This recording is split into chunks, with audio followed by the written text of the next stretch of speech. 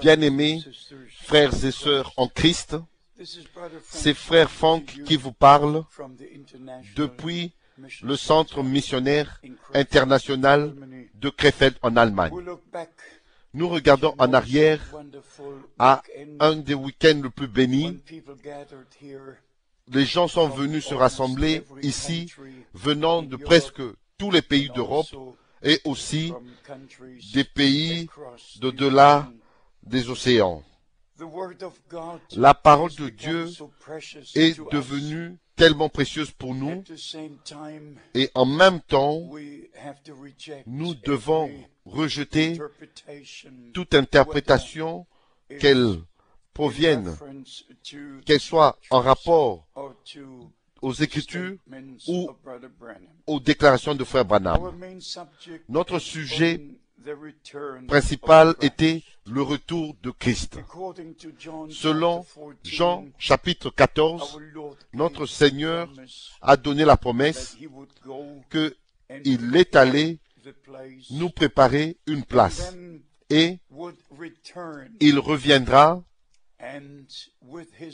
et avec son retour, nous avons la promesse qu'il nous prendra avec lui, afin que nous soyons là où il est.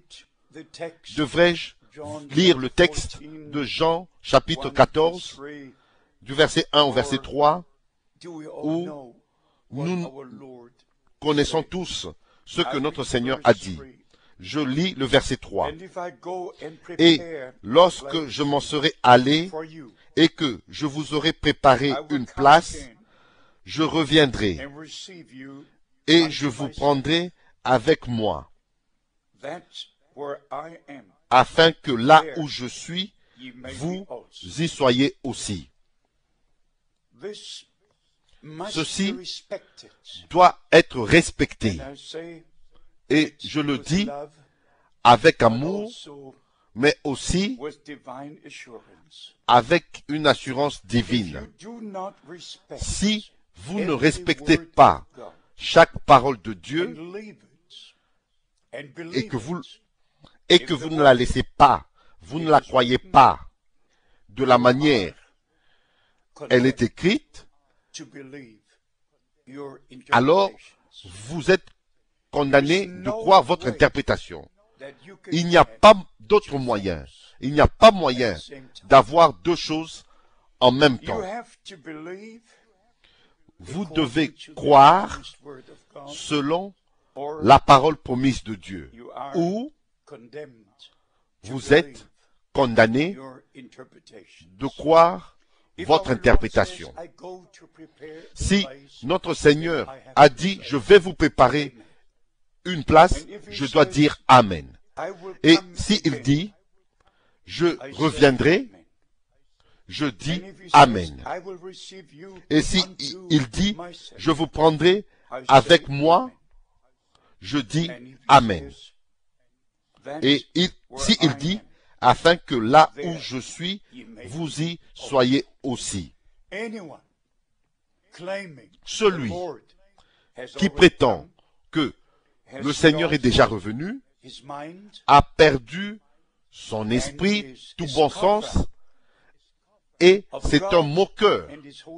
Il se moque de Dieu et de sa sainte parole. Et même ceux qui prétendent connaître la signification du mot parousie, nous avons été au travers de tout cela.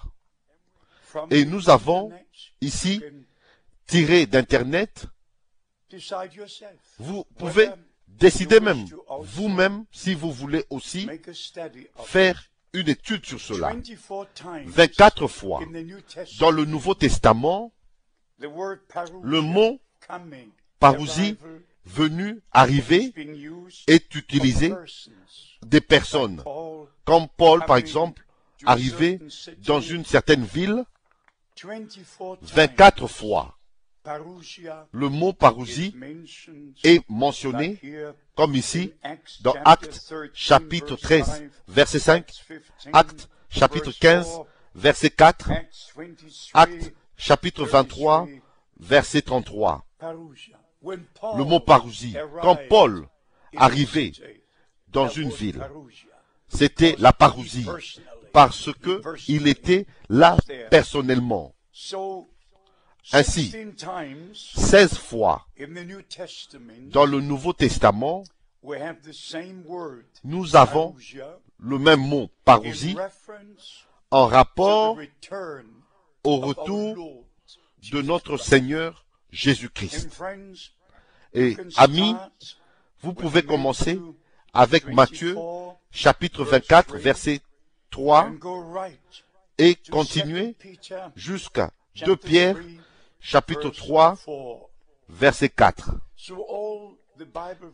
Tout au long de ces références bibliques, 16 fois, nous avons le mot parousie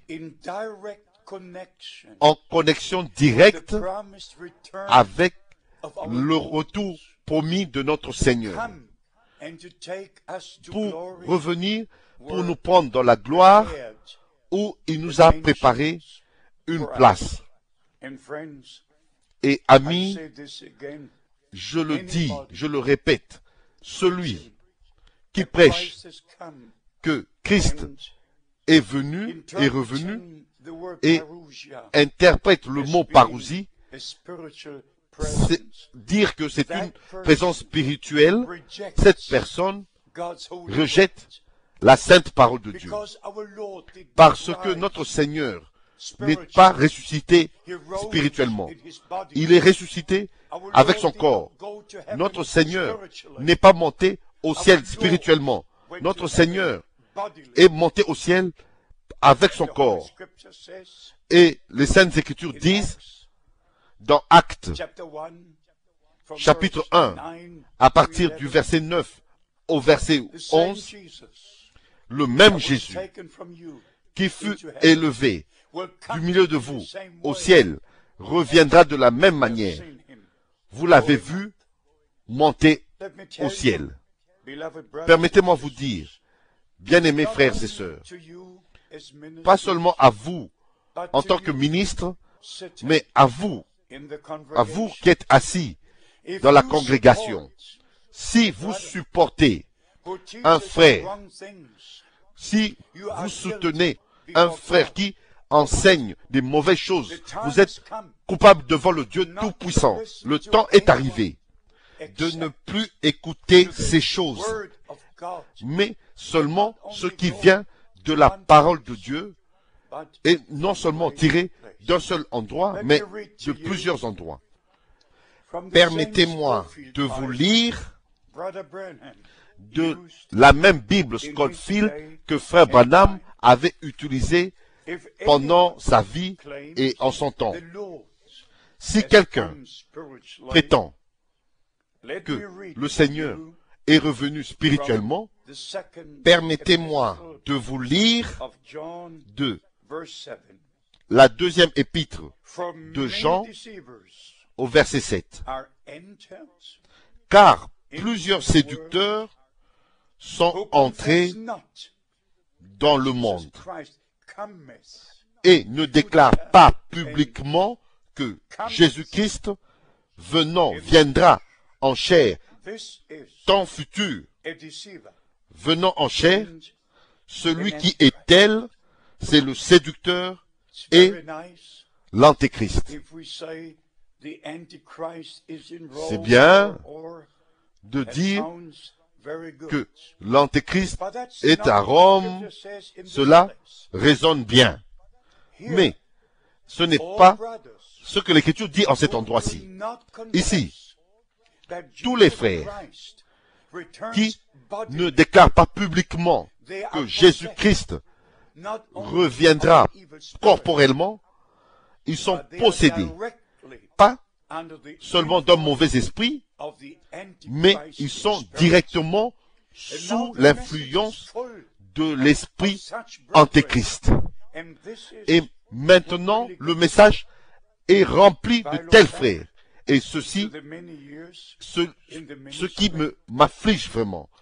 Quand je regarde en arrière à ces plusieurs années dans le ministère, et pose la question aujourd'hui.